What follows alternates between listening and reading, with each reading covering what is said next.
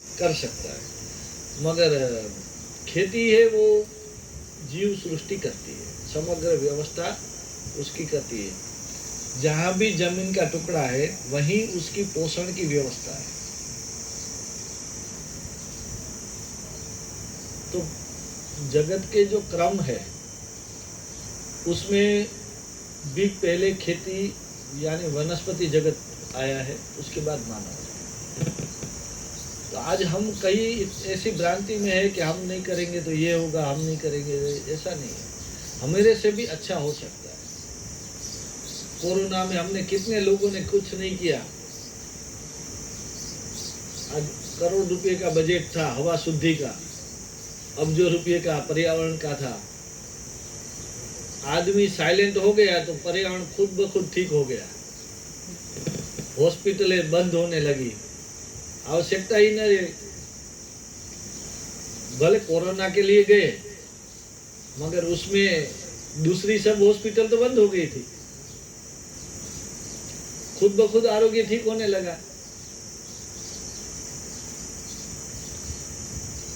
तो हम कभी कभी जो गति होती है ना, गति में हम भूल जाते हैं कि वास्तव में क्या है। स्थिति का भ्रम होता है, स्थिति भ्रम होता है गति में। तो मानव गति में आया है तो उसको ऐसा भ्रांति हो गई कि भाई खेती तो मुझे ही करनी है। और जंगल में खेती जो हो रही है वो उसकी शुरुआत कब हुई, तो कि भाई जगत की उत्पत्ति। और उसके बाद हम बोल सकते हैं जो खेती जंगल है उसको हम क्या बोलते हैं, प्राकृतिक। जैसे जंगली जानवर पशु है वो क्या खाते थे, फल फूल कंद पत्ते खाते थे। मानव भी उसी तरह खा रहा था। धीरे धीरे मानवीय बुद्धि की उत्क्रांति हुई, मानव की बुद्धि जागृत हुई, उसमें इवोल्यूशन हुआ, बदलाव आया। तो उसने सोचा होगा कि भाई हमें कुछ पसंद के फल खाए, कुछ पेड़ अच्छे हैं, कुछ पेड़ अच्छे नहीं है, ऐसा चयन चालू हो गया। कुछ सभी जीवों की भूमिका है, मानव की शक्ति थी तो क्या करे, तो उसको कुछ करने के लिए भी कुछ ने उसमें इंटरवेंशन किया। तो वो जंगल की जो जमीन थी उसमें से मानवीय भागीदारी का अध्याय चालू हुआ। और वो जंगली जो खेती थी वो क्या हो गई, सांस्कृतिक खेती बनी, सामाजिकरण हुआ। जंगल का क्या हुआ, सामाजिकरण हुआ, मानवीय भागीदारी का अध्याय, सांस्कृतिक खेती बनी। और उसने क्या किया, जंगल को काट दिया, नहीं काटा। वो जंगल के पेड़ को एक प्लान किया कि पेड़ वहीं मेड़ पे एक लाइन पे लगाएंगे। जैसे ही पेड़ लाइन पे लगाए तो बीच में जमीन खुली हो गई, उसके अंदर अपने मर्जी का कुछ खाना जो उसने कल्पना की होगी उसके बीज डाले, और वहां से खेती संस्कृति की शुरुआत हुई। और हमारा सबसे पुराना जो हल है वो कैसा था, ऐसा चांच वाला था। और वो जुताई करने के लिए नहीं था, वो बीज डालने के लिए था। जमीन को उठाना, बीज डालना और जमीन को फिर से ऐसे ही रख देना। जुताई कौन करता था, जंगल के अंदर जो जुताई करते हैं वो यहाँ खेत में करता था। जंगल में कौन जुताई करता है, हल कौन चलाता है जंगल में, हाँ केचुए, बड़ी चींटी, छोटी चींटी, कई प्रकार के जीव है जो जमीन के अंदर क्या करते हैं, छेद करते हैं और दाने वाली माटी बनाते हैं। वो क्यों करते हैं, छेद करने का क्या मतलब है, हाँ जमीन के अंदर पोरोसिटी बढ़े। पोरोसिटी बढ़ाने का क्या मतलब है, तो कि अंदर हवा जाए, क्या जाए, हवा का इरेजन हो, हवा का सर्कुलेशन हो। दूसरा क्या हो, पानी अंदर जाए। तो पानी को होल्ड करने के लिए, पानी का भेद जमीन के अंदर उतारने के लिए ये जीव सृष्टि का प्लान है। जैसे ही आप प्राकृतिक खेती करोगे, जीवों को बुलाओगे, तो आपका धीरे धीरे हल चलाना बंद हो जाएगा। जमीन को कल्टीवेट करने के लिए वो हमेशा 365 दिन कल्टीवेट करेंगे और बिना रूट को नुकसान किए, बिना जड़ को काटे अच्छी तरह करेंगे। तो उसने पहला जो था उसने सिर्फ बीज डाला और अपनी मर्जी का, फिर उसने क्या किया, एक भजन गाया। बीज बोते बोते क्या करते थे, भजन गाते, राम की चिड़िया राम का खेत, खा लो चिड़िया भर भर पेट। भागो चिड़िया नहीं बोलते थे, आज के किसान भागो चिड़िया बोलते थे। तो वो प्रकृति को आहूत करते थे कि आओ हम सब मिलके करें, वो उसका भाव प्रकट करते थे और प्रकृति को बुला के बीज डाल के वो एक मीठी छांव के नीचे बैठे रहते थे। बाकी का काम कौन करता था, पूरी प्रकृति करती थी। और उसमें से जब पकता था तो उसमें से जो निकला वो, उसमें भी जीवों को तो जितना खाया वो खाया, बाकी जो बचता था उसमें भी जिसके पास खेती नहीं ऐसे लोग को बुलाते थे, सुतार, लोहार, कुंभार, दर्जी, जो किसानी नहीं करते थे ऐसे लोग, और उसको भी क्या करते थे, खेत में से हिस्सा देते थे। और उसके बाद जो बचता था वो घर पे ले जाते थे और घर पे जाके कोठार था उसमें डालते हैं, और डालने से पहले और घर पे में देने से पहले भी सूचना थी, कुत्ते को रोटी, गाय को रोटी, चींटी को दाना, पक्षी को दाना और मेहमान भूखा न जाए। ये 5 सूचना देने के बाद उसके हाथ में देते थे घर के, और वो कोठार में डाल के ऊपर से बंद कर देते थे, बराबर। उसके बाद जो निकलता था, जो नीचे से एक होल होता था, उसमें से जितना चाहिए वो निकलता था।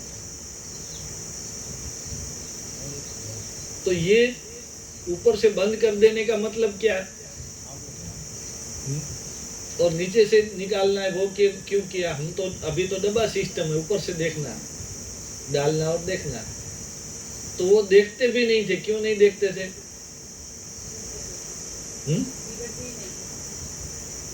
बिगड़ती नहीं, वो देखते ही नहीं है। वो क्यों, कम हो गया, कम भाव नहीं आ गया मन में। हाँ, वो क्योंकि वो भगवान के आधार से ही पूरा कार्यक्रम था।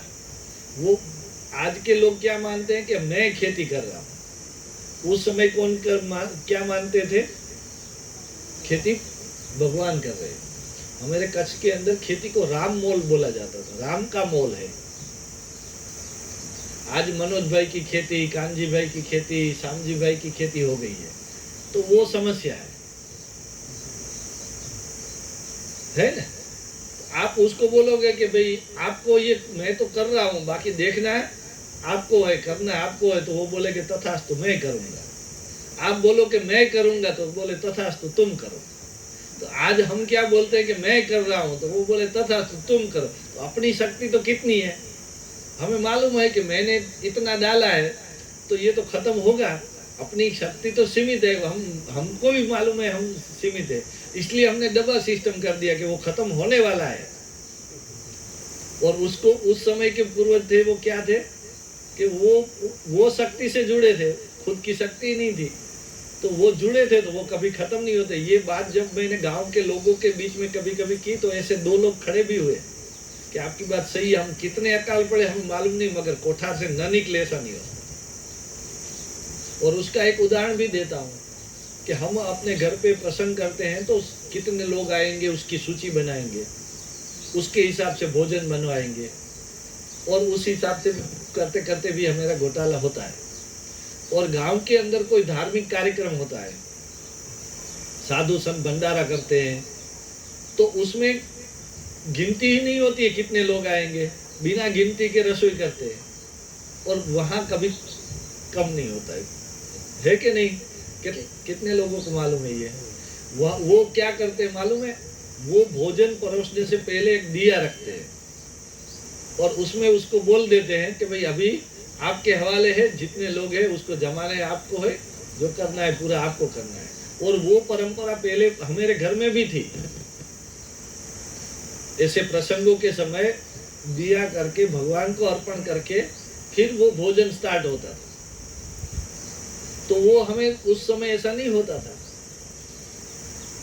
और एक उदाहरण देता हूँ कि अब चिड़िया है, अभी बाजरे की अच्छी सीजन है, तो बाजरा अच्छा मिल रहा है, तो उसने अपना घोंसला बनाया, एक घोंसले में खुद रहा, 2-3 घोंसले और बना दिए, उसमें बाजरा रख दिया। ऐसा कहीं आपने कैसे देखा है कभी कोई भी पक्षी ने अपना एक घोंसला कोई अनाज से भरा हो? जंगल में आप ट्रैकिंग में जा रहे हैं, घूमने गए, कहीं भी 10 प्राणी मरे हुए देखा है कभी? आपके घर में चूहे बहुत है और एक बिल्ली आ गई सडनली, और एक दिन में उसको तो जितना चाहिए उतना मिल सकता है, बाद में चूहे भाग जाएंगे, डर भी है, तो वो 10 चूहे को मार के कहीं स्टॉक रखा है, कभी देखा है? क्यों नहीं करते हैं? कि बाकी जो सब है ना वो भगवान के अधीन ही है। आज सिंह भी, आप सिंह के जंगल में जाओगे तो आप उससे गुजर जाओगे, आपको मारेगा नहीं। आज आपको देख लिया है तो अभी मार लो, भूख नहीं है, ठीक है बाद में खाएंगे। संग्रह किया, जब भूख होगी तभी। अगर बिना भूख के हिंसा करता है तो वो पाप है। मगर आपको जीवन में जीने के लिए आपने कुछ भी किया नहीं, अस्तित्व के लिए, आपके अस्तित्व के लिए आपने कुछ भी किया तो वो पाप नहीं है।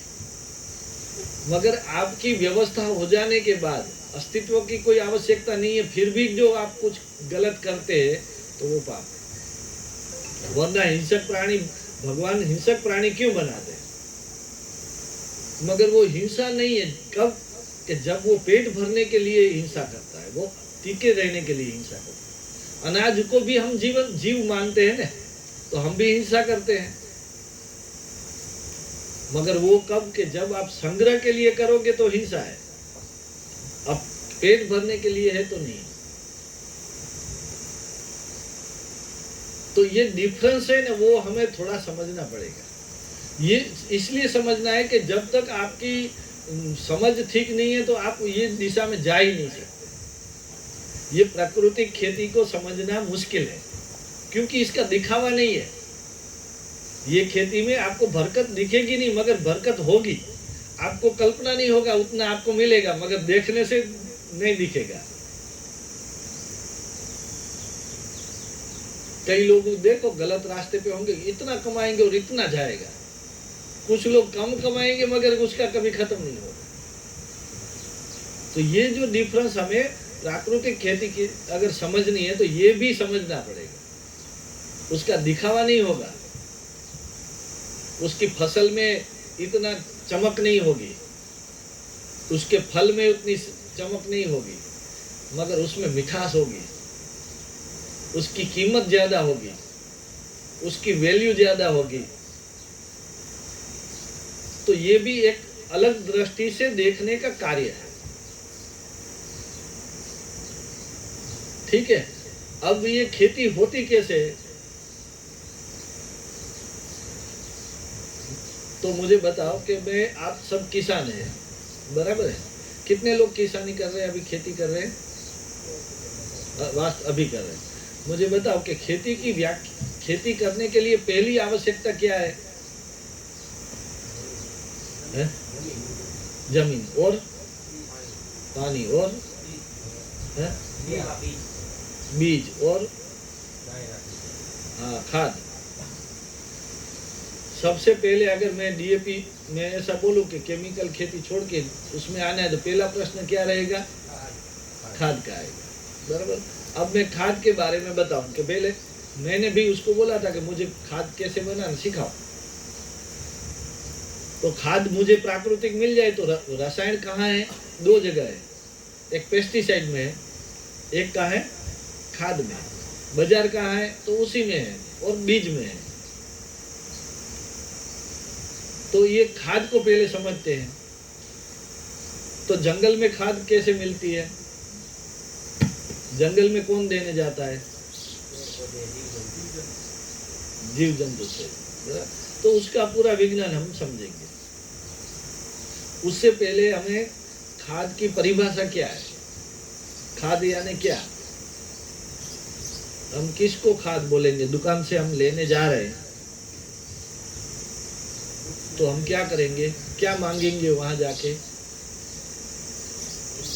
कोई चीज हम खरीदने जाते हैं तो पहले हमें दिमाग में होती है कि ये चीज मुझे खरीदनी है, ये चीज में से ये उपयोगिता है, ऐसा जानकारी होती है ना। गुड़ लेने जाएंगे तो गुड़ मीठा होता है, वो तो जानकारी है, गुड़ ऐसा दिखता है। तो हमें खाद लेने गए तो खाद की जानकारी क्या आपके पास? खाद किसको बोलेंगे, वहाँ कैसे पहचानेंगे, उसकी उपयोगिता के बारे में आपकी क्या समझ है? खाद क्या काम करता है? जमीन को पोषण देने का काम करता है। हाँ, जमीन को पोषण देने के लिए खाद है। एक बार बराबर, पोषण देने के लिए क्या करना पड़ता है कि उसमें तत्व की आपूर्ति करनी पड़ती है, तत्व डालना है, बराबर है, ठीक है। और खाद में क्या होना चाहिए? दूसरी समस्या ये है कि वो पोषण किस तरह का देना है, केमिकल देना है, ऑर्गेनिक? नहीं, केमिकल की बात ही नहीं है, ऑर्गेनिक की बात चल रही है। नहीं, बाजार में जाएंगे तो ये सोचता है ना इंसान। नहीं, अभी आप बाजार में केमिकल को छोड़ दो, ऑर्गेनिक लेने गए हो, नेचुरल लेने गए हो, तो क्या खरीदोगे, तो कैसे मांगोगे? तो खाद की उपयोगिता क्या है और खाद की भूमिका क्या है, उसके आधार से खाद का परिचय होगा। तो हम खाद डालते हैं जमीन में प्रोडक्टिविटी बढ़ाने के लिए, जमीन को अच्छी बनाने के लिए, बराबर है। तो जमीन अच्छी कैसे बनती है? एक तत्व की पूर्ति करके। और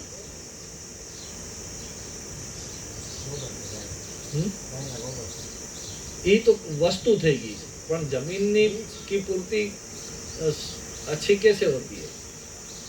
अब मैं बोलूं कि गाड़ी का ड्राइवर किसको बोलेंगे? बगल में बैठने वाले को ड्राइवर बोलते हो? जिसका गाड़ी का मालिक है उसको ड्राइवर बोलोगे? तो ड्राइवर कौन है? जिसको चलानी आती है। तो मुझे बताओ, किसान किसको बोलोगे? 7 बार है उसको किसान बोलोगे? जो मजदूरी करता है उसको किसान बोलोगे? किसान किसको बोलेंगे? तो खेती की जानकारी है। तो मैं अभी आपको ही बोलता हूँ कि आपको खेती की जानकारी क्या है, खाद की जानकारी दो। हमने कभी सोचा ही नहीं। बाजार ने बोला कि यूरिया ले तो यूरिया ले रहे, डीएपी ले तो डीएपी ले रहे। डीएपी है क्या, यूरिया है क्या, वो भी हमने नहीं पूछा। ये डालने से होगा उतना बताया और हो रहा है इसलिए हमने लिया, मगर है क्या वो तो समझना पड़ेगा ना।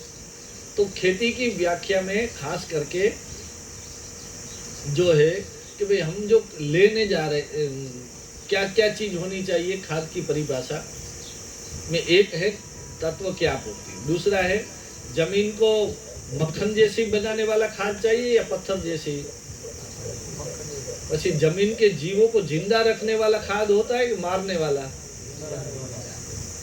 जमीन के जीवों को पेट भरने वाला चाहिए कि भूखा रखने वाला, जमीन को मीठी बनाने वाला खाद है कि नमकीन बनाने वाला, और पानी का उपयोग कम करवाने वाला खाद चाहिए कि बढ़ाने वाला। तो खाद की व्याख्या आपको मालूम हो गई कि आपका खाद कैसा होना चाहिए, क्या क्या होना चाहिए। जमीन में तत्व देना, तत्व कितने तत्व देना चाहिए? 16 तत्व, बराबर। मैं बोलता हूँ 1000 तत्व चाहिए। 16 तत्व से कोई पौधा नहीं होता है। 16 तत्व तो उसने पहचाने, बाकी नहीं पहचाने हुए काफी तत्व है। तो हजारों तत्व देने वाला खाद चाहिए। जमीन को जीवों को जिंदा रखने वाला खाद चाहिए, जमीन के जीवों को पेट भरने वाला खाद चाहिए, जमीन को मक्खन जैसी बनाए ऐसा खाद चाहिए, जमीन को मीठी बनाने वाला खाद चाहिए, और जमीन में पानी का उपयोग कम करने वाला खाद चाहिए। तो ये खाद की क्या हो गई पहचान। अब दुकान पे जाके इसमें से कितने लोगों ने बोला ये मैं बोला वो सही है ना, उसमें किसी को डाउट है? हमने दुकान पे जाके क्या बोला? हमने मांगा ही नहीं कि हमें 1000 तत्वों वाला खाद दो, जमीन के जीवों को मारने नहीं ऐसा खाद दो, जमीन मक्खन जैसी रहे ऐसा खाद दो। हमने मांगा नहीं, दुकान क्या देगा? उसके पास जो होगा वही देगा, है कि नहीं? और आज का जो खाद है उसको हम मूल्यांकन करते हैं, अभी जो खेती कर रहे हो उसका मूल्यांकन करते हैं। तो कितना आप क्या डालते हो अभी खाद के तौर पे? यूरिया, बीजू શું નાખો છો? DAP, પછી બીજું NPK, હા પોટાશ, બીજું ચીરોડી, જીપ્સમ, હા, પછી બીજું શું? सल्फेट। कितना तत्व हुए? यूरिया में कितना तत्व है? एक ही तत्व है। DAP में कितना तत्व है? एक જ છે, એક જ છે, ફોસ્ફરસ જ છે ને। પછી પોટાશ, એમાં એક જ 20-20-20 કરો કે 30-30-30 કરો કે 40-40-40 કરો, જે કરો છે, 3 તત્વ।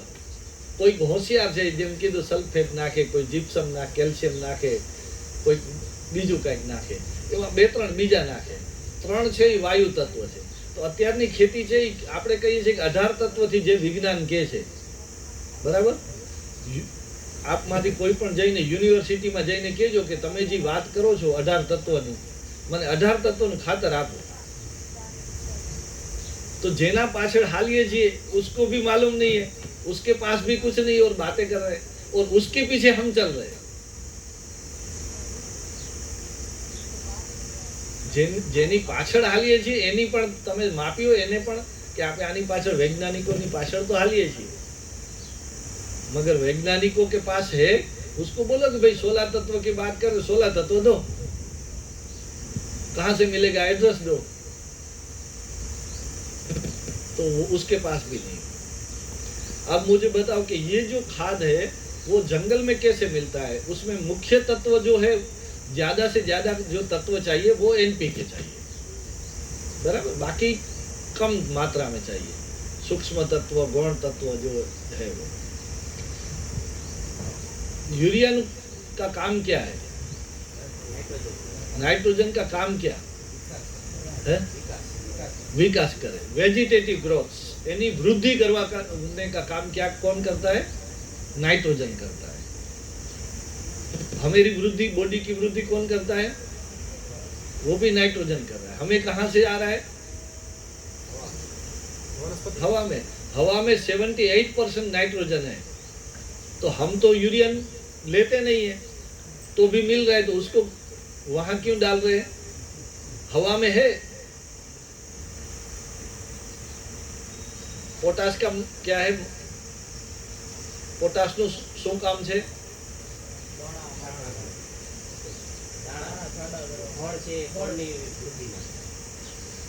પોટાશ નું કામ છે ફ્લાવરિંગ, ફૂલ આવવા। ફૂલ આવે તો ફળ આવે। ફૂલ વધારવા હોય ને તો DAP જોઈએ। એટલે પ્રોડક્ટિવિટી નું કામ કોણ કરે છે? DAP। એટલે એક છોડનું શરીર, બીજું છોડમાં ફ્લાવરિંગ। પોટાશ નું કામ શું છે?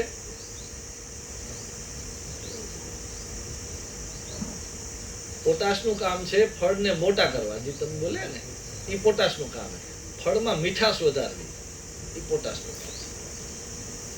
બાકીના તત્વોનું શું કામ છે? છોડ થઈ ગયો, ફૂલ આવી ગયા, ફળ મોટું થઈ ગયું, ફળ મીઠું થઈ ગયું, હવે તમને બીજા તત્વની શું જરૂર છે?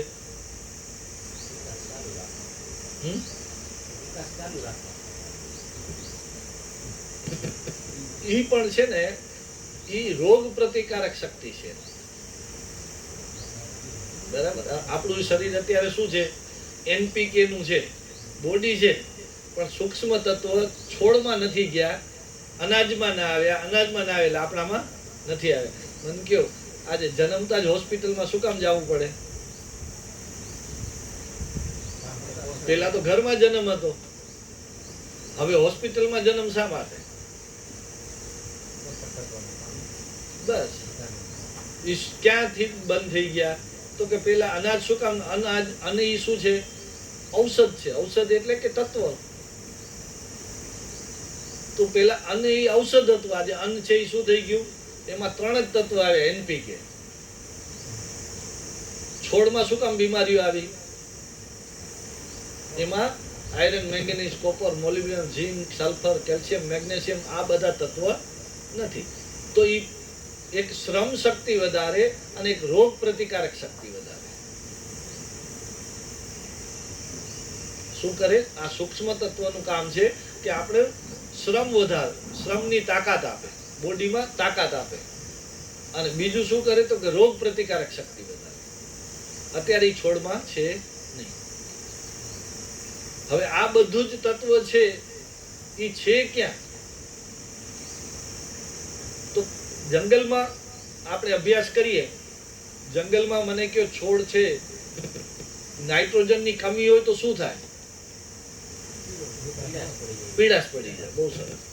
મને કયો તમે જંગલને ક્યારે પીળું જોયું, जंगल को कभी पीला देखा आपने, नहीं देखा. क्यों, वहां कभी नाइट्रोजन की कमी है ही नहीं, तो किसी ने यूरिया बोरी तो वहां डाली नहीं है, तो वो कहां से आया है, जमीन से आया. जमीन में नाइट्रोजन नहीं है, नाइट्रोजन है वो हवा में है. तो वो पौधे को कौन दे रहा है, हवा में से कैसे लिया, बैक्टीरिया के माध्यम से. बैक्टीरिया ने दिया. बैक्टीरिया उसको क्यों देंगे, पूरा नाइट्रोजन साइकिल चल रहा है ना, उसको सब एक दूसरे की भूमिका निभा रहे हैं, सब एक अपना कर्तव्य निभा रहे हैं. बैक्टीरिया भी और छोटे जीवाणु भी जमीन के अंदर है. तो वो बैक्टीरिया उसको क्यों देंगे कि बैक्टीरिया को क्या चाहिए, बैक्टीरिया का खुराक क्या है, बैक्टीरिया का खुराक है स्टार्च. स्टार्च कोण बनावे छे, वनस्पति. क्यांथी बनावे, પાંદડાની અંદર જે સૂર્યપ્રકાશથી સ્ટાર્ચ બને. એ સ્ટાર્ચ છે ને એ કેને ખપે છે, બેક્ટેરિયાને. અને पौधे को क्या चाहिए, नाइट्रोजन. नाइट्रोजन कहाँ है, हवा में. हवा से कौन देगा, तो राइजोबियम, ओजोटोबैक्टर, बेसिलस सबटिलिस, ऐसे कई प्रकार के जो बैक्टीरिया है वो देते हैं. वो बैक्टीरिया का फूड क्या है, वो वनस्पति के आधार से. वनस्पति किसके आधार से, तो ये पूरे जगत में हर जीव है एक दूसरे से जुड़ा हुआ है. हमें बाजार से क्यों लेना पड़ा यूरिया, हमने जीवों को निकाल दिया. जीवों को रहने के लिए क्या चाहिए था, बैक्टीरिया को रहने के लिए जीव चाहिए. जीव क्या करते हैं, तो जमीन को केचुए चाहिए, केचुए को मार दिया, जमीन कॉम्पैक्ट हो गई. बैक्टीरिया को हवा नहीं मिल रही है, ग्रोथ नहीं हो रहा है. तो हर जीव एक दूसरे से जिए हुए. वो जीव का खुराक क्या है, वनस्पति का कचरा है.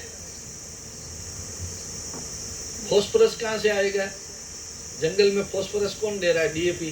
हालो, नाइट्रोजन हवा में मिल गया, फॉस्फोरस यानी क्या, सबसे ज्यादा फॉस्फोरस किस में है, हड्डियों में. कहाँ है, हड्डियों में ज्यादा फॉस्फोरस है. मुझे बताओ, जंगल के अंदर कितने जंगली पशु होंगे, और जितने मरते हैं वो उसकी हड्डियां कहाँ जाती है, जमीन में रहती है. बस वहीं से उसका फॉस्फोरस मिल गया. कितने जीव ऐसे, कोई 2 दिन जीते, कोई 15 दिन, कोई महीना दिन, कोई 10 दिन, कोई 6 महीना, कोई 12 महीना, 5 साल, 10 साल, 15 साल. अंतिम में कहाँ जाते हैं, जमीन में. जमीन में गए तो फॉस्फोरस मिल गया. पहले के जमाने में खेती किसने देखी है, तो खेत में जाते थे तो कितनी हड्डियां रहती थी, मुझे बता. वो मूंगफली का ओसलो करने हम जाते थे तो वो मूंगफली निकालते निकालते हाथ में हड्डियां आती थी, क्योंकि बाउंड्री खुली थी. कुत्ते भी ऐसे ही रोटी नहीं खाते. वो सोचते थे कि इसने मुझे रोटी का गेहूं खिलाया तो मैं थोड़ा उसको मदद करूं, तो वो जंगल से हड्डियां खींच के यहाँ लाते थे कि नहीं, और खेत को समृद्ध करने में लगे थे. वो भी सहयोगी थे. अब हमने फेंसिंग लगा दी, बाहर से तो कुछ हड्डियां आएगी नहीं, तो कैसे करेंगे. तो आज क्या है कि हम मृत पशुओं का उपयोग डीएपी में नहीं करते हैं, तो ये गाय और पशु जो कत्ल खाने चल रहे हैं ना, उससे डीएपी बन रहा है, उसकी हड्डियों से, बोन मिल पाउडर से। हम चाहते हैं कि गौ हत्या न हो, पशुओं की हत्या न हो, तो पहले हमें क्या करना पड़ेगा? डीएपी का समाधान ढूंढना पड़ेगा। तो डीएपी का समाधान, सबसे बड़ा समाधान है कि हमारे आसपास के जितने भी पशु है, वो जब मृत हो जाए तो हम क्या करते हैं? उसको कहीं फेंक देते हैं। उसके बजाय उसको समाधि दो। जितनी भी गाय मर जाए, खड्डा करके उसमें समाधि दो और उसकी मिट्टी निकाल के ब्योरी भर के डीएपी के तौर पे उपयोग करो। यहाँ नंदीशाला वाले आए हैं तो मैं उसको बताऊंगा कि भाई उसका एक ऐसी स्टेंच बनाओ जेसीबी से। आप जितनी भी नंदी कुदरती मृत्यु हो उसमें डाल के मिट्टी डाल दो।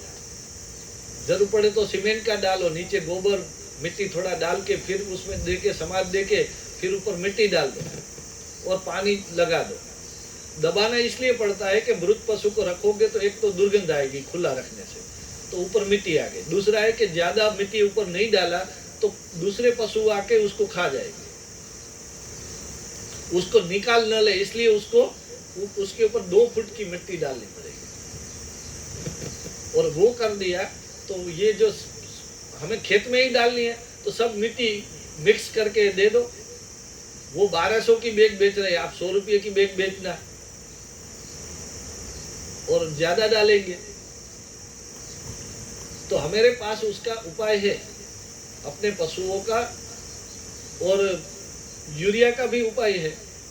हमारी यूरिया की और डीएपी की फैक्ट्री कौन है? अपने खेत में रखने वाली गाय, पशुधन। एक गाय है, वो उसके मूत्र से 4 बोरी यूरिया पूरे साल में देती है, उसके गोबर से 4 बोरी यूरिया देती है। एक गाय है वो सालाना हमें 8 बोरी यूरिया देती है गोबर गौमूत्र से। और उसी तरह उसकी, आपके पास अगर 10-12 साल से गाय है तो हर साल एक कुदरती मृत्यु होगा तो वो गाय आपको 4 बोरी डीएपी देगी अपने शरीर से। तो हमारी फैक्ट्री कहाँ है? अपने घर में ही है, मगर हमें वो जानकारी नहीं है, और जानकारी भी नहीं है और उसको यूरिया लेने का भी जानकारी नहीं है। हम गोबर क्या करते, खुले में रखते हैं और धूप में सूख जाता है तो यूरिया तो निकल गया। फिर हम गोबर खेत में डालते हैं, बोलते हैं कि ये तो काम नहीं कर रहा है। अगर ताजा गोबर आप है वो रोज पानी के साथ आप खेत में डाल दो तो जोरदार रिजल्ट आएगा। मगर उसको ही सुखा दिया और उसका पाउडर करके डालो कि आप प्रयोग करो तो उसमें नाइट्रोजन चला जाएगा, और ज्यादा धूप हुई तो उसमें बैक्टीरिया भी चला जाएगा, तो भी गोबर नहीं रहा। तो आज सामान्य तरीके से पशुपालक अपने गोबर को खाद बनाना जानते नहीं है, और गोबर में से जो खाद है उसको कचरा बनाते हैं, और कचरा है वो घर में रखते हैं। यूरिया है क्या है? वो घर के अंदर रहता है। वो गोबर क्या है? सही खाद है। तो वो कहाँ पड़ा है? तो ये पहचान की बहुत महत्व की बात है। तो इस तरीके से हमें जो काम करे उसको डिटेल में विश्लेषण करना है। तो जंगल के अंदर सूक्ष्म तत्व कैसे मिलेंगे? डीएपी हो गए, वो हो गए। पोटास किस में है? जो आप राख होती है ना, उसमें पोटास है। पहले के जमाने के लोग जो रसोई बनाते थे, जलाते थे, और उसमें से जो भी राख निकलती है वो पोटास के तौर पे काम करती है। उसमें भरपूर पोटास है। और सूक्ष्म तत्व कहाँ है? एक एक वनस्पति जो है, एक एक वनस्पति में एक एक रसायन है विशेष तौर पे। बाकी कई रसायन तो है ही, मगर अलग अलग वनस्पति के पत्ते में अलग अलग प्रकार का एक कंपोनेंट ज्यादा है। तो हमें जानकारी नहीं, हमें कितने तत्व, हमें तो 16 चाहिए ना। हम 50 वनस्पति पे मेड़ पे ऊपर रख देंगे और उसको पत्ता लेके खाद में डाल देंगे तो हो गया तत्व पूर्ति। जंगल में क्या होता है? पानखर ऋतु क्यों है? पानखर ऋतु आने का मतलब क्या है? ये कब आती है? ठंडी के दिनों में, गर्मी में।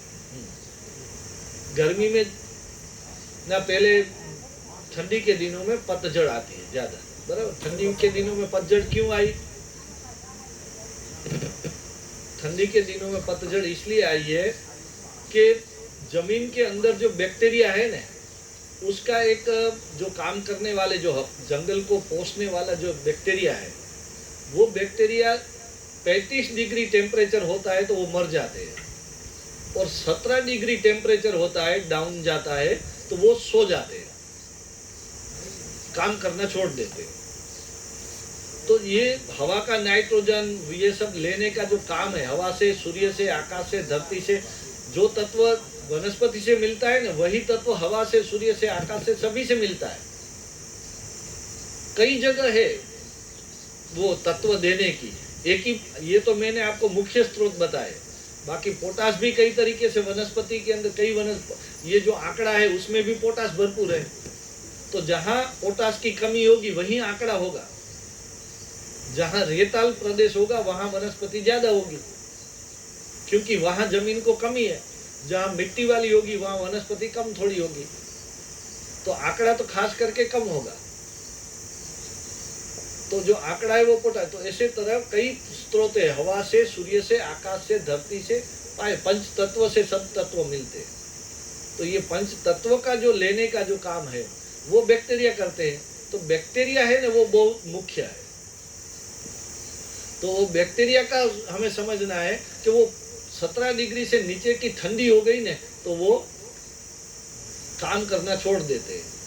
तो जमीन के अंदर जो रहे बैक्टीरिया, तो उसको ठंडी न लगे और गर्मी मिले, उसके लिए क्या करना पड़ेगा? तो हम क्या करते हैं, ठंडी के दिनों में सूरज में बैठते हैं, तो धरती को भी सूरज चाहिए। तो सूरज को रोकता कौन है? पेड़ के पत्ते। तो वो पतझड़ कर दी तो सूर्य कहाँ था? ऊपर था, वो नीचे आ गया। भले नीचे जमीन में पत्ते पड़े हैं, मगर पत्ते को भी गर्म करेगा थोड़ा। पत्ता गर्म होगा, जमीन गर्म हो जाएगी। तो वो 17 डिग्री से नीचे का टेम्परेचर नहीं होगा। आपको ट्राई करना है तो कर लेना। जमीन ज्यादातर गर्म, ठंडी में गर्म रहेगी, गर्मी में ठंडी होगी। वो जमीन का स्वभाव बना दिया है। फिर भी उसमें थोड़ा और सहयोग मिलेगा मल्चिंग आने से, तो टेम्परेचर नहीं होगा और ठंडी भी जमीन गर्म हो जाएगी जैसे सूर्य नीचे आए। तो ये काम के लिए पतझड़ में, ठंडी के दिनों में पतझड़ आए। फिर गर्मी के दिनों में वो पत्ता जो गिरा है वो क्या काम करेगा? तो क्या गर्मी के दिनों में जमीन 35 डिग्री से ज्यादा टेम्परेचर नहीं आनी चाहिए, तो उसको सूरज को रोकना है। तो रोकने का काम कौन करेगा? ये जो पत्ते गिरे हैं ना, वो रोकने का भी काम करेंगे, मल्चिंग कर देंगे। तो काफी टेम्परेचर वो सहन करेंगे, बाकी थोड़ा बहुत जमीन को जाएगा। और उसके बाद कौन सी सूजन आई? बारिश। बारिश में क्या होगा? ये जो पत्ते पड़े हैं ना, उसके ऊपर बारिश गिरेगी, तो फिर क्या हो जाएगा?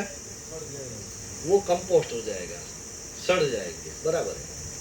तो जंगल आप देखो, बारिश के सीजन में आप जंगल में जाओगे तो काला हो जाएगा, जमीन काली होगी। काली यानी क्या हुआ? तो वो खाद में रूप में है। वनस्पति ने क्या बन गया? वो कंपोस्ट होके खाद बन गया। बराबर है। तो जितना पौधे, जितने भी जंगल के पौधे, उसको जितना चाहिए उतना खाद वो उसमें से ले लेगा। उसके बाद क्या होगा? तो उसके बाद है वो जो खाद है वो धीरे धीरे 2-3 महीना ऐसे ही जो कालापन है वो वाइट हो जाएगा। तो उसमें से कार्बन है ना वो निकल जाएगा। कार्बन निकल गया तो क्या होगा? वो जो खाद था वो मिट्टी बन जाता है। और तत्व की जो जितने भी तत्व थे वो मिट्टी का रूप धारण कर लिया। तो फिर क्या होगा? तो कि मिट्टी का रूप धारण किया तो बैक्टीरिया है ना, ये बिना बैक्टीरिया के वो ले नहीं सकता। और खाद जो रूप ऐसा है कि वो उसमें बैक्टीरिया की मदद नहीं चाहिए, छोड़ सीधा ले सकता है। यानी कि क्या हुआ कि वो गेहूं है ना, हम सीधा हम नहीं खाते हैं ना, रसोई करनी पड़ती है। ऐसे ही सीधा कचरा है वो पौधा नहीं खा सकता, वो कंपोस्ट हो जाए तब वो खाता है। तो ये जो प्रक्रिया है वो एक विज्ञान है। तो जंगल में जो वो हो रहा है, हम या खेत में कैसे करेंगे? तो खेत में हम अपने फसल में जितना मल्चिंग करेंगे तो होगा, मगर सब लोग मल्चिंग नहीं करते तो क्या करना, जितने भी पेड़ है वो हमें ठंडी के दिनों में छांव करते हैं तो किसान उसको काट देते हैं, मगर उसको काटना नहीं चाहिए, प्रूनिंग करना चाहिए, छोटी छोटी डालियां काटना चाहिए, पत्ते एक एक पत्ता तो निकाल नहीं सकते, तो छोटी छोटी डाली को काट दो, जितना निकलेगा वो खाद बन जाएगा, उसको इकट्ठा करो, खाद बन गया। सूर्य का प्रॉब्लम था, छांव का प्रॉब्लम था, निकल गया, जमीन को गर्मी मिल गई, पौधे को गर्मी मिल गई, बराबर है। फिर से वो गर्मी के दिनों में हरा हो जाएगा तो फिर ठंडक देने लगेगा, और जो पत्ते निकले थे उसको हमने एक कंपोस्ट बेड बना के खाद बना दिया। तो कुदरत की व्यवस्था जो जंगल में हो रही है वही हम अपने खेत में कर सकते हैं। तो ये एक पूरा खाद का एक व्यवस्थापन हुआ, खाद को समझना, खाद को तो बाजार मुक्त कैसे होंगे, तो कि हमें अपने आसपास, भगवान की कल्पना ऐसी नहीं है कि इसको आएगी या दुकानें आएगी तब जाके ये नाइट्रोजन होगी, वो अनाज फसल उगेगी और सभी का पेट भरेगा, ऐसा नहीं है। तो एक कुदरती व्यवस्था है, उसको हमने सरल तरीके से आपको समझाया।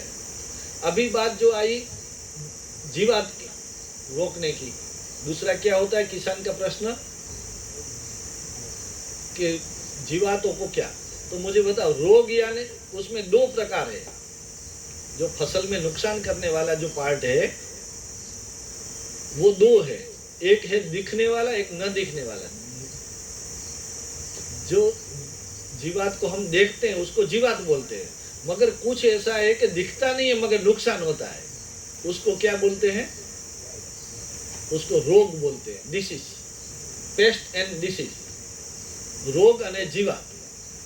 रोग किससे आते हैं,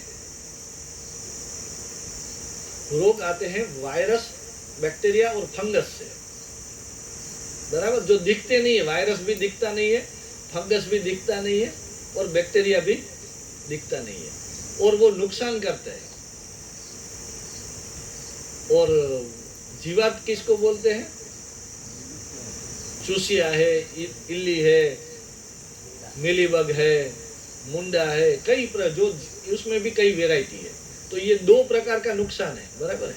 अब मुझे बताओ कि रोग यानी क्या, तो कि वायरस, फंगस, बैक्टीरिया का नुकसान, इसको कैसे रोक सकते हैं, उसको पहचानना कैसे, वायरस का रोग कैसा होगा, जो पत्ते को खा जाते हैं उसको जीवात होती है, मगर इसका क्या होता है कि उसके पत्ते के अंदर काले पीले लाल स्पॉट हो जाते हैं,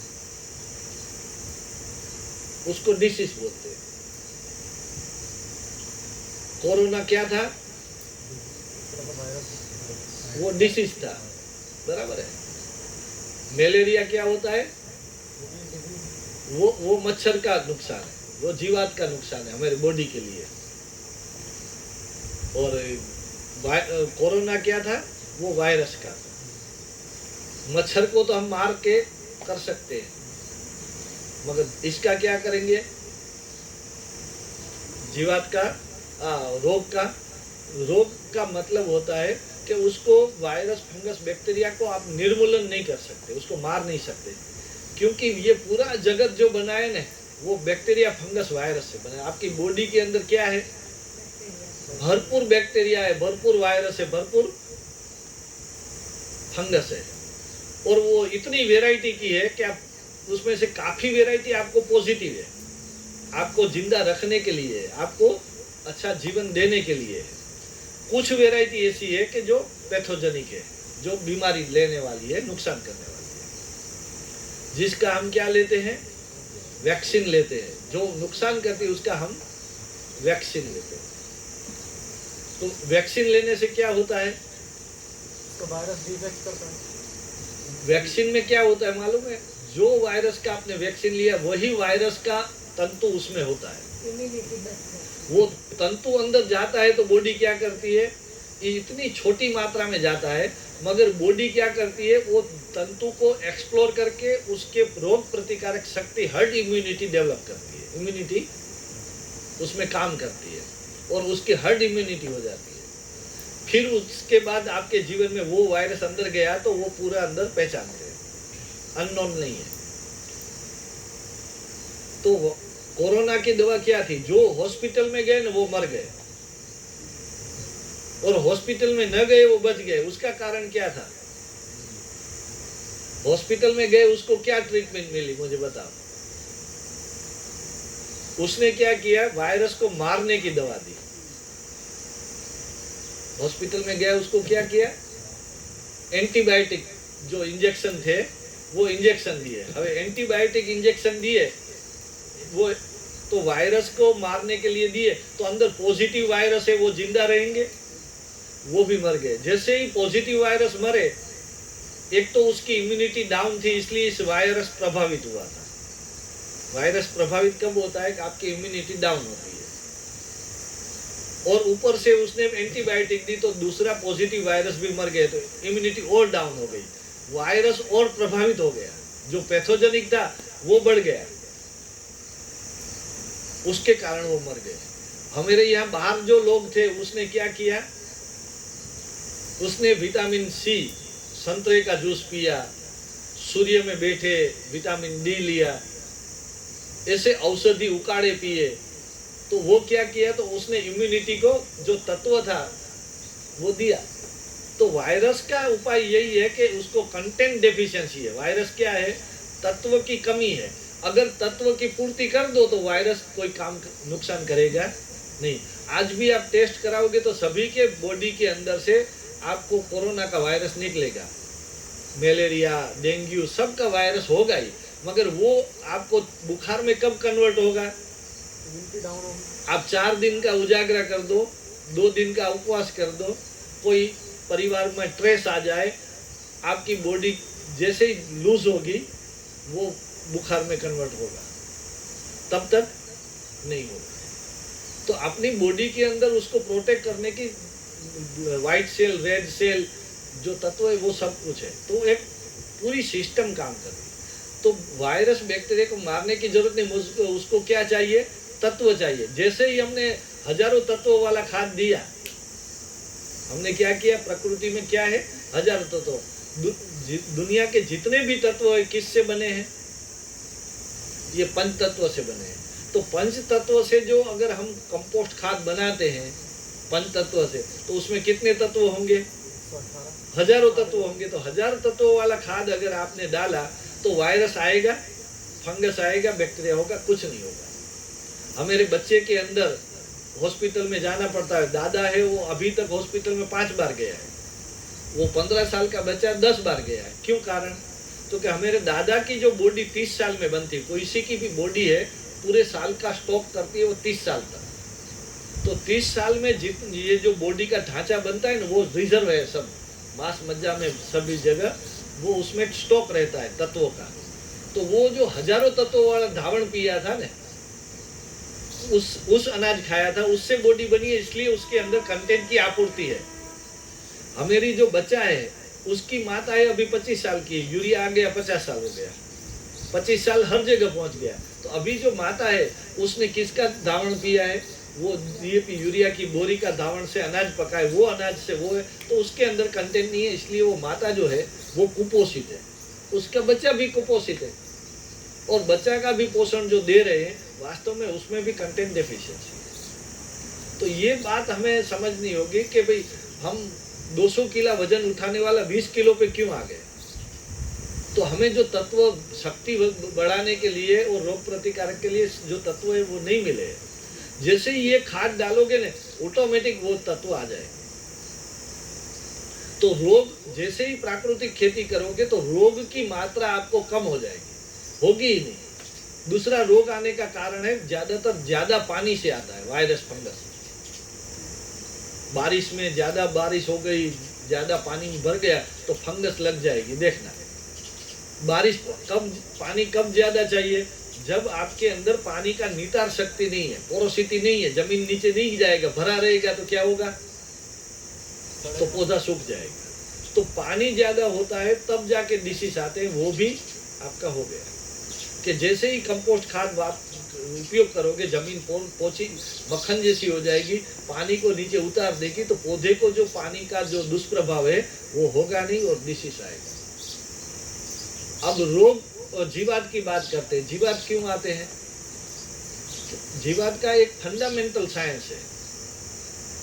वो ये है कि मुझे बताओ ये जीवात बनाई क्यों? किसान को अगर जिंदा रखना था, मानव को सुखी करना था, तो इतने जीव बनाए क्यों? तो भगवान को एक जीव के भरोसे नहीं है, एक प्रकृति का एक विज्ञान है।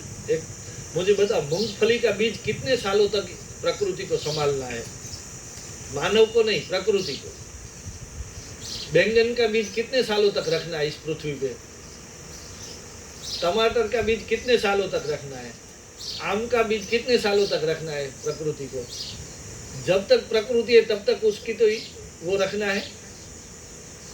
तो ये खरबों सालों तक इस बीज को आगे ले जाना है, तो मुझे बताओ बीज का कंजर्वेशन करना पड़ेगा, बीज में कुछ काम तो करना पड़ेगा। अगर बीज कमजोर हो गया और आगे गया तो दूसरी तीसरी जनरेशन में तो वो प्रोडक्टिविटी छोड़ देगा। जैसे अभी हमारी बच्चियां हैं वो प्रोडक्टिविटी छोड़ देगी, तो उसको तो बचाना है।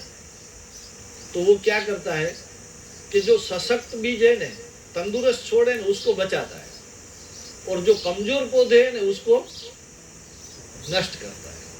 ये जो जंगली जानवर पशु पक्षी इसलिए बनाए हैं कि वो बीज का प्रोग्राम चला रही है प्रकृति, और एक पौधे के अंदर हजारों बीज क्यों दे रही है? उसको सही बीज बचाना है, उसकी जनरेशन बचाना है, वो उसका मैंडेटरी कार्यक्रम है, मूल सिद्धांत है। तो वो मार रही है। तो इसलिए एक हमारे यहाँ कहावत आई है, नबड़ी गाय को बगाई ज्यादा, है कि नहीं है? जो बचपन से बीमार वो जीवन भर बीमार। ये किसके ऊपर से है कि प्रकृति फिटेस्ट एंड सर्वाइव का रूल करती है। जो फिट है उसको आगे ले जाओ, जो कमजोर है उसको खत्म करो। तो वो खत्म करने के लिए खुद तो आएगी नहीं, तो कौन करेंगे? तो ये जीवात आएगी। तो आज रोग जीवात क्यों बढ़े हैं? तो एक तो तत्व की आपूर्ति है, इसलिए पौधा कमजोर है, जमीन ठीक नहीं है, पानी भी ठीक नहीं है, तो छोड़ और कमजोर है, तो जीवात भी बड़ी है, वो भी। जैसे ही आप प्राकृतिक खेती करोगे, जमीन को माँ को मजबूत बनाओगे, बच्चा खुद ब खुद मजबूत हो जाएगा। आज का विज्ञान गलत दिशा में है, वो माँ को छोड़ के बच्चे को पोषण देने की बात कर रहा है। वास्तव में किसको पोषण देना चाहिए? माँ को सुपोषित करने बजाय हम किसको करते हैं? बच्चे को। माँ है वो कुछ भी खाती रहती है, बच्चे के बारे में सोचती नहीं है, और खुद बीमार है, फिर बच्चे को तंदुरुस्त होगा, और उसको दवा खिला के जैसे तैसे उसको तंदुरुस्त बनाने में वही विटामिन खिलाती है, वो खिलाते हैं। तो उसके बजाय पहले माँ को अच्छा खाना चाहिए, माँ का पोषण होगा तो बच्चा ऑटोमेटिक पोषण होगा। तो जीवात और उससे बचने के लिए जैसे ही आप प्राकृतिक खाद में आ जाओगे, हजारों तत्वों वाला खाद उपयोग किया, तो रोग जीवात होगा ही नहीं। मैं 2001 से खेती करता हूँ, मेरी खेती में पंप है ही नहीं। आकस्मिक समय में हम उपयोग करते हैं, रेगुलर प्रैक्टिस में कहीं पंप। मेरी 10 वाड़ी है, मगर पंप 3-4 होंगे, 2-3 होंगे, 1-2 वाड़ी पे ही होंगे। वो प्रॉब्लम ही नहीं है। तो ये फिर भी आप केमिकल से वहां ट्रांसफर हो रहे, जमीन आपकी कमजोर है, छोड़ में बीमारी आ रही है, तो उसके लिए हमारे पूर्वजों ने एक रास्ता निकाला था। क्या था? जीवातों को मारना नहीं, क्या करना? जीवातों को भगाना। आपको कोई व्यक्ति परेशान कर रहे तो आपको उसको मार देते हो, क्या करते हो? तो उसको कहीं ना कहीं रोकने का प्रयास करते हो। उसको बोलते हैं इरिटेशन। इरिटेट कर दो, उसको अणगमा कर दो, उसको यहाँ ना ऐसी स्थिति निर्माण कर दो। तो इरिटेशन कैसे होता है? तो एक है कि अपना पौधा जो है उसका पत्ते का टेस्ट कैसे खाने के लिए आएगा, तो खाने का आएगा तो पत्ते का टेस्ट कैसा है अपना फसल का? ज्यादातर मीठा और मोरा है, नॉर्मल ओड में है और मीठा है, स्वीट है। आप उसके ऊपर खट्टी छाछ छिड़क दो, खट्टा कर दो, कड़वा नीम छिड़क दो, कड़वा कर दो, तूरा गौमूत्र छिड़क के तूरा कर दो, उसका टेस्ट बदल गया, वो इरिटेट हो जाएगा और नहीं खाएगा। वो जीवात है ना बहुत सेंसिटिव है, और वो फिक्स प्रोग्राम से चलती है। उसका प्रोग्राम में थोड़ा सा भी बदल आए तो वो अलर्ट हो जाती है और उसको सेंसिटिविटी इतनी हाई होती है। बराबर है। दूसरी बात, दूसरा प्रयोग है कि हर जीवात है ना वो टॉक्सिक या जहर से दूर रहती है। हमें क्या करना है, जो टॉक्सिक और जहर है उसको हम प्रेजेंट कर देते हैं। जैसे आंकड़ा, धतूरा, जो कुछ ऐसे वनस्पति है जिसमें कोई जीवात जाती नहीं है। क्यों नहीं जाती है? करण के अंदर नहीं जाती है, नीम के अंदर नहीं जाती है, क्योंकि वो टॉक्सिक है। तो उसका क्या करना, उसका लिक्विड उसके ऊपर स्प्रे कर दे, उसको तुरंत जानकारी मिल जाएगी कि इसमें आंकड़ा आ गया, इसमें धतूरा, इसमें नीम आ गया। आपको ऐसा लगेगा क्या उसको ऐसी सेंसिटिविटी होती है? तो उसका एक उदाहरण देता हूँ। आपने मिठाई की दुकान में कभी चींटियां देखी?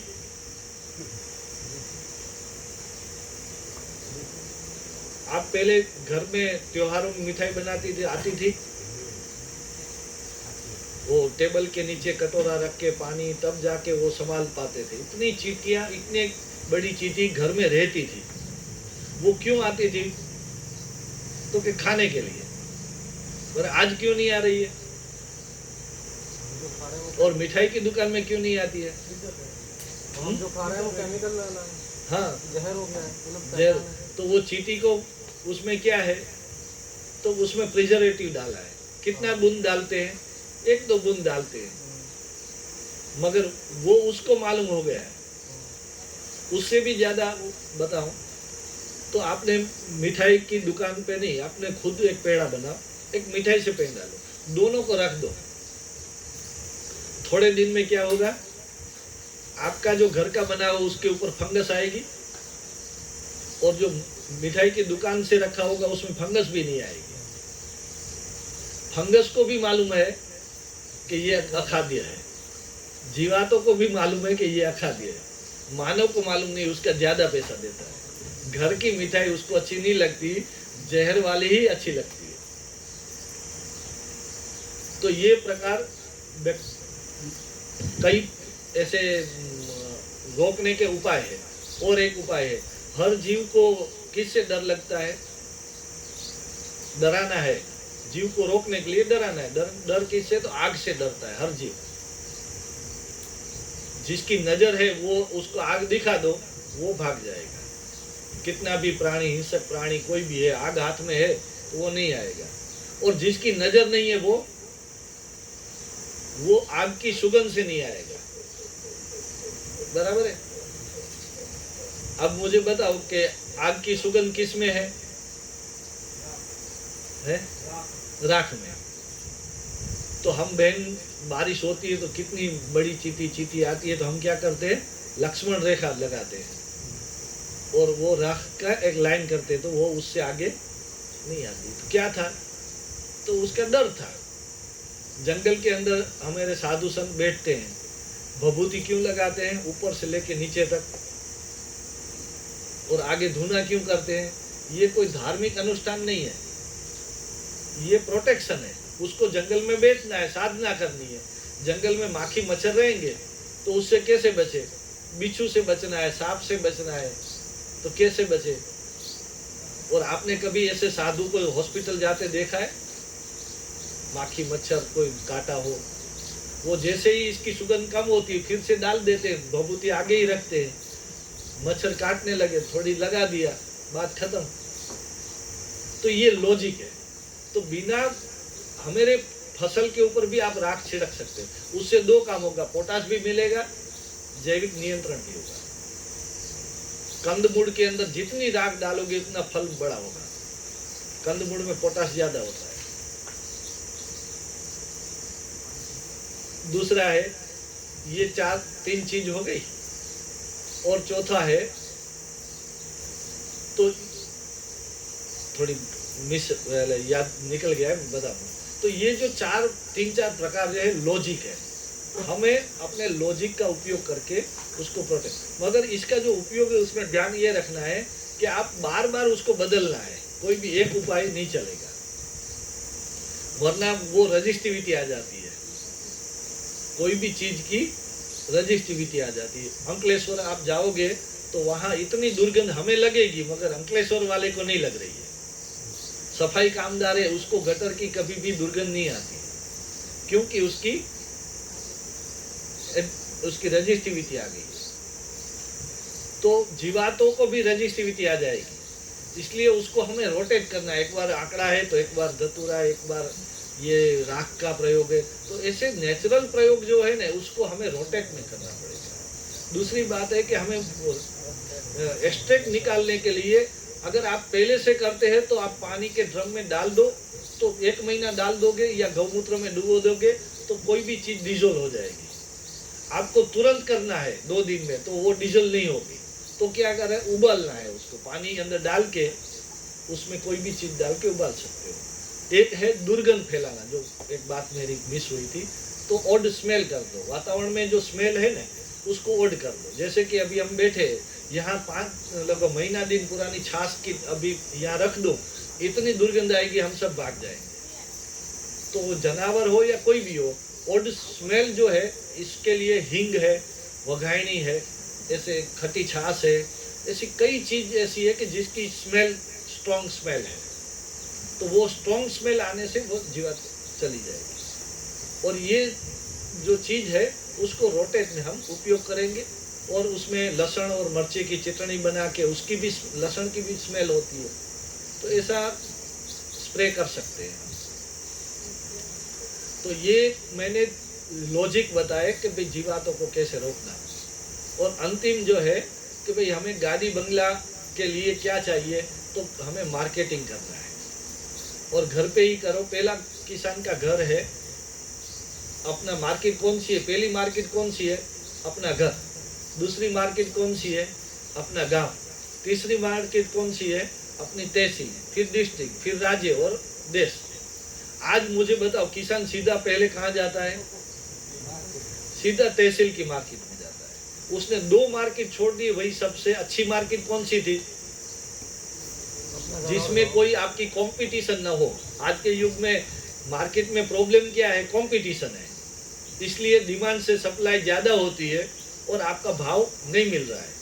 तो कौन सी ऐसी जगह है कि जहाँ डिमांड से सप्लाई कम है, तो एक आपके घर के अंदर कोई बेचने नहीं आएगा, तो आपको बेचने का जो कमीशन जा रहा है बिचौलिया का, और खरीदने में बिचौलिया का जो गया वो आपका बच गया, तो आपको 2 पैसा ज़्यादा मिलेगा। दूसरा है आपका गांव, उसमें मुझे बताओ किसान कितने हैं, तो 5000 का गांव होंगे, उसमें 500,000 किसान होंगे, बाकी 4000 लोग हैं ग्राहक है। तो किसान कम है, बेचने वाला 1000 है, खरीदने वाले 5000 है। तहसील की मंडी में जाओगे, कितने होंगे, व्यापारी कितने हैं, 50 व्यापारी मंडी में, और सामने बेचने वाले कितने किसान हो जाएंगे, हजारों किसान हो जाएंगे। तो मुझे बताओ, डिमांड से सप्लाई बढ़ेगी तो भाव टूटेगा कि नहीं टूटेगा। तो आज किसान क्या करता है, भाव नहीं मिल रहा है, क्यों नहीं मिल रहा है, तो बुखार किसको है, गलती किसकी है, किसान की। गोली किसको खिला रहे हैं, सरकार को। बुखार उतरने वाला है कि बढ़ेगा, गोली मैं नहीं खाऊंगा तब तक बुखार उतरने वाला नहीं है, बुखार बढ़ता ही जाएगा। ज्यादातर हमें क्या करना है कि हमें अपना घर की मार्केट को पकड़ना है, गांव की मार्केट को। सब अपने अपने घर की और गांव की मार्केट पकड़ ले तो कोई प्रॉब्लम है, पॉल्यूशन नहीं है, हेरसमेंट नहीं, और आप जो मांगो वो भाव मिल सकता है। कंपटीशन नहीं होगी, प्रिजर्वेशन नहीं होगा, ताज़ा मिलेगा, ताज़ा सब्जी खाएंगे। आज हम क्या करते हैं, किसान को 2 रुपया बैंगन मिलता है मार्केट में, वहाँ से उसके घर वाले ही 20 रुपये में खरीदते हैं, तो भी किसान को झटका नहीं लगता है कि मैं 2 का 20 कैसे हो गया, मैं क्यों नहीं बेचूं। तो मैंने जब से चालू किया है तब से मेरे घर पे ही दुकान बनाया है, और मेरे घर में जो चाहिए वो मैं रखता हूँ। और मेरे घर के बगल में 50-100 परिवार है जिसको दूध, शाकभाजी, अनाज, मसाला सब देता हूँ। तो एक सस्टेनेबल मार्केट हो गई, मुझे कोई भाव ताल की चिंता नहीं, कुछ नहीं, और मैं 10 किसान का बेच सकता हूँ, इतनी क्रेडिट है, सम्मान भी मिलता है, ऑर्गेनिक खिलाते हैं। तो हमें मूल में से समाधान की ओर जाना पड़ेगा और समझना पड़ेगा। तो मैंने ये जो सब बात बताई नहीं, सब आपको डिटेल समझ बताई है।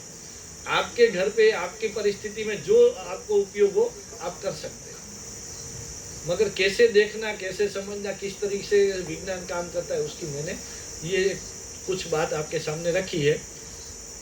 ये 3 दिन तक ऐसे लोग ही आएंगे, मेरे जैसे लोग। यहाँ हम क्या है, फॉर्मूला नहीं देते कि ये करो और खेती करो। हम आपको फॉर्मूला बनाने वाले बनाते हैं। फॉर्मूला कैसे बनानी वो आपको लॉजिक दे रहे हैं, तो आपको स्वतंत्र बना रहे हैं। लोग आपको गुलाम बना रहे हैं। वो क्या चाहते हैं कि वो सब मेरे को पूछ के चले, मैं ही बेचूं और दूसरा खरीदे। मार्केट को ही खत्म करना पड़ेगा। तो हमें सीधा हमें विज्ञान समझाना पड़ेगा। आज विज्ञान कोई नहीं समझा रहा है, फॉर्मूला दे रहा है, विज्ञान सीक्रेट रखता है और उसका खुद का महत्व बना रहे। इसलिए हमें प्रकृति को बड़ा करना है तो हमें अपने को छोटा होना पड़ेगा। हम केंद्र में रहेंगे तब तक कोई विषय बड़ा होने वाला नहीं है। तो हम यहाँ प्रकृति को शुद्ध रूप में आपके सामने जो विचार है वो रखा है। और खेती ये सब अगर समझ आ गई तो खेती आपको कभी भी जटिल नहीं लगेगी। हाँ, मगर इसको समझ है, उसको व्यवहार में उतारने के लिए 2-4 साल आपको अच्छी तरह काम करना पड़ेगा, अनुभव करना पड़ेगा। आपकी मिट्टी, आपकी वायु, आपका लेबर स्थिति, आपकी आर्थिक स्थिति, आपकी खेती की स्थिति, उसके हिसाब से आपको थोड़ा अनुकूलता बनानी पड़ेगी। फॉर्मूला देने से आसान हो जाता है, मगर फॉर्मूला इतनी परफेक्शन नहीं होती है। मैं यहाँ की जमीन क्या उस हिसाब से बताऊंगा, मगर आपकी जमीन और पानी अलग है, तो वहाँ वो सीधी फॉर्मूला काम नहीं करेगी। ठीक है, अब ये पूरी बात मैंने खेती क्या है, प्राकृतिक खेती क्या है, उसका मैंने आपके सामने रखा है। आपको कोई पूछना है तो पूछ सकते हैं।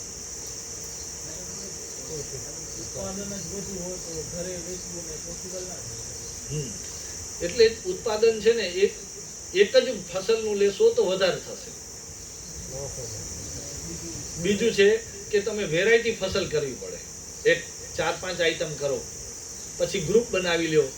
એનો ઉપાય બીજો એ છે, તમે 4 ખેડૂત ભેગા થયા, તું 3 આઈટમ, તું 3 આઈટમ, 3 એમ કરીને 12 આઈટમ છે એ 4 જણા થઈને કરો। અને શરૂઆત છે ને, અત્યારે તું એમ માનસ કે આવડું બધું ન વેચાય। મેં જ્યારે શરૂઆત કરીને તો મારે તેલ, મગફળી ઉગાડી તેલ વેચવું હતું। મેં શું કર્યું, હું આખું સામાન્ય બજારમાં દેતો હતો। એની બદલીમાં મેં શું કર્યું, જેટલું થોડોક મેં પ્રયોગ કર્યો કે આ વખતે 50 મણ મગફળી થઈ છે તો મેં 10 મણનું તેલ કઢાવ્યું અને 10 મણનું તેલ કાઢીને મેં વેચ્યું। એ તેલ જે લોકોએ ખાધું, બીજા વર્ષે મને એનો ડબલ ઓર્ડર મળ્યા। એટલે બીજા વર્ષે મેં શું કર્યું, 30 મણ મગફળીનું તેલ કઢાવ્યું, બરાબર। અને બાકીની સામાન્યમાં વેચી। સામાન્યમાં અમે વેચીએ છીએ તો થોડી થોડી વેચતા જાઓ કે ભાઈ જેટલું આપણે। અને ત્રીજા વર્ષે છે ને મારું જેટલું પણ ઉત્પાદન હતું એટલાનું તેલ બનતું વેચાત થઈ ગયું। તો કોઈ પણ વસ્તુમાં તમે સીધા ચેન્જ થઈ જાવ એવી માનસિકતા ન રાખો। તમે ગ્રેજ્યુઅલી, તમે ઓમે અત્યારે લોસમાં છો, તમે ઓમે અત્યારે સામાન્યમાં વેચો છો, તો એમાંથી થોડું થોડું વેચવાનો પ્રયોગ કરો। એક સાથે કોઈ દુકાન તમે ચાલુ કરો, એક સાથે ગ્રાહક મળી જાય। વેપારી નુકસાન કરે છે કે નહીં? 2 વર્ષ નુકસાની સહન કરે ને ત્યારે એનું મકાનનું ભાડું, દુકાનનું ભાડું કમાવાનું થાય, પણ 4-5 વર્ષે એ વેલસેટ વેપારી બની જાય। પણ પહેલે જ વર્ષે એ વેલસેટ વેપારી હોય એવી માનસિકતા ન। તો આવું બધો પ્રયોગોમાં ગ્રેજ્યુઅલી તમે ડેવલપ થાવ। તમે એટલું જ એટલું ઉગાડો। તમે તો એમ કહો કે તમે અત્યારે કેમિકલ કરો છો તો હું 1 એકર જ ખેતી કરો પ્રાકૃતિક, અને પ્રાકૃતિકનું 1 એકરનું જ વેચો। આ બાજુથી તમારા ગ્રાહક વધે, આ બાજુથી તમારી જમીન વધારો, અનુભવ વધે, વ્યવસ્થા વધે, સમજણ વધે, અને તમે ગ્રેજ્યુઅલી 1 એકર, બીજા વર્ષે 2 એકર, ત્રીજા વર્ષે 5 એકર, ચોથા વર્ષે 10 એકર એમ જાઓ ને। આપણે આવડા વર્ષોથી ખોટા રસ્તે છીએ ને, પાછા વળતા ટાઈમ તો લાગશે ને, બરાબર। આપણે સીધું 20 એકરની કલ્પના નહીં કરવાની, પણ આપણે 1 એકર કરશું। કોઈ નહીં લે તો હું ખાઈશ પોતે, મારા ઘર જેટલું ઉગાડીશ પહેલા વર્ષે। મારા ઘરને તો હું મારી વાડીનો માલિક તરીકે હું શુદ્ધ દઉં, એવું તો થાય ને। ભલે એમાં ઉત્પાદન ઓછું આવે, મારા ઘરને શુદ્ધ મળે, હોસ્પિટલ કરતા હું બીમાર ન પડે એના કરતા મને સાત્વિક ખોરાક। આજ ખેડૂત કે પેલા જેવું અનાજ નથી, તો ઉગાડનાર તમે જો, નથી તો ઉગાડો, बराबर ने। આપણે ઈચ્છા કરશું તો આપણે हो सकते। तो આપણે ग्रेजुअली उसको डेवलप होना है। ये कोई स्विच ऑन स्विच ऑफ की तरह कभी कल्पना नहीं करनी। बाकी आसान मुश्किल है ऐसा भी नहीं है, करना पड़ता है, योजना से करना पड़ता है, धीरे धीरे अपनी क्षमता के आधार से करना पड़ता है। मेरी क्षमता है 20 एकड़ की, तो मैं 5 एकड़ से चालू करूंगा। मुझे लॉस की चिंता नहीं है, तो मेरी लॉस की चिंता है तो मैं आधा एकड़ से चालू करूंगा। मेरी आर्थिक स्थिति कैसी है, मेरी परिवार की स्थिति कैसी है, उसके हिसाब से चेंज ओवर करूँ। એવું છે સાહેબ, અમે ખેડૂત નથી, પણ અમારી આજુબાજુ અમારે અનુભવ ઉપરથી અમે કહી શકીએ કે ઓર્ગેનિક ખેતીનો જો ભરોસો પડે તો એટલી બધી ડિમાન્ડ છે અત્યારે કે એમને ઘરાક શોધવા જ નહીં પડે. એક મને ભરોસો પડતો તો મારા સર્કલના 50 હવેનો યુગ આનો છે, એટલે તમને ગોતવા આવશે, પણ એ શરૂઆતમાં આપણે આપણી આઈડેન્ટિટી તો ઊભી કરવી પડશે. હવે એમને ને આપણે પ્રમાણિત થવું પડશે કે હું ઓર્ગેનિક કરું છું. પહેલા વર્ષે કોઈ નહીં માને, પણ તમે એનું સર્ટિફિકેશન કરાવશો કાં કોઈ કેવા લોકોની વચ્ચે બેઠું કરશો તો તમે કોઈકને ઇન્વાઇટ કરશો કે મારી વાડી આવો જોવા, તો પછી લોકો પોતે બોલશે કે ના ભાઈ આ ઓર્ગેનિક કરે છે. અને એક ત્યાં સાહેબ બીજા 50 જણને આજુબાજુ એ તો પછી એક શરૂઆત જ અઘરી છે, પછી તો સામાન્ય. ठीक है, तो 1:30 बज रहे, भूख लगी होगी आप शैलेंद्र भाई सूचना